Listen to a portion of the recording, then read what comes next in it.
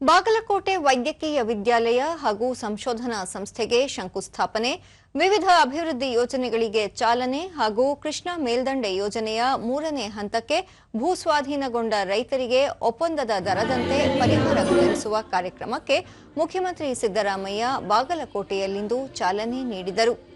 ಈ ವೇಳೆ ಉಪಮುಖ್ಯಮಂತ್ರಿ ಡಿಕೆ ಶಿವಕುಮಾರ್, ಸಚಿವರಾದ ಎಂಬಿ ಪಾಟೀಲ್, ಆರ್ಬಿ ತಿಮ್ಮಾಪುರ, ಡಾಕ್ಟರ್ ಶರಣಪ್ರಕಾಶ್ ಪಾಟೀಲ್, ಎಚ್ಕೆ ಪಾಟೀಲ್ ಸೇರಿದಂತೆ ಜನಪ್ರತಿನಿಧಿಗಳು ಉಪಸ್ಥಿತರಿದ್ದರು.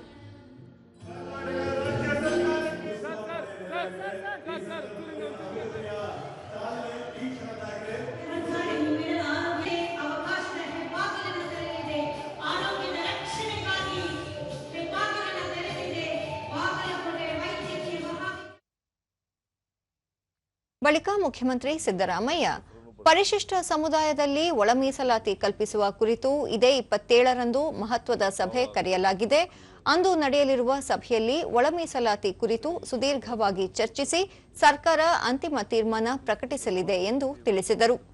ಕೃಷ್ಣಾ ಮೇಲ್ದಂಡೆ ಯೋಜನೆಯ ಸಂತ್ರಸ್ತರಿಗೆ ಪರಿಹಾರದ ಚೆಕ್ ವಿತರಣಾ ಕಾರ್ಯವನ್ನು ಇಂದಿನಿಂದ ಪ್ರಾರಂಭಿಸಲಾಗುತ್ತಿದ್ದು, ಸಂತ್ರಸ್ತರೆಲ್ಲರಿಗೂ 3-4 ವರ್ಷಗಳ ಅವಧಿಯಲ್ಲಿ ಸಂಪೂರ್ಣ ಪರಿಹಾರ ನೀಡಲಾಗುವುದು ಎಂದರು.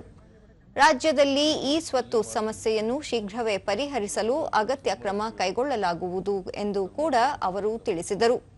ಬಾಗಲಕೋಟೆ, ದಾವಣಗೆರೆ ದಕ್ಷಿಣ ವಿಧಾನಸಭೆಯ ಉಪಚುನಾವಣೆಗೆ ವಾರದೊಳಗೆ ದಿನಾಂಕ ಘೋಷಣೆಯಾಗುವ ಸಾಧ್ಯತೆ ಇದೆ. ಉಪಚುನಾವಣೆ ಎದುರಿಸಲು ಪಕ್ಷ ಕೂಡ ತಯಾರಿ ನಡೆಸಿದ್ದು, ಅಭ್ಯರ್ಥಿಗಳ ಆಯ್ಕೆ ಕುರಿತು ಪಕ್ಷದ ಹೈಕಮಾಂಡ್ ನಿರ್ಧಾರ ಕೈಗೊಳ್ಳಲಿದೆ ಎಂದು ಹೇಳಿದರು. ಕೆಲಸ ಪ್ರಾರಂಭ ಆಗಬೇಕು ಅಷ್ಟೇ, ಅದಕ್ಕೆ ಇವತ್ತು ಅಡಿಗಲಾಗ್ತಾ ಇದೆ.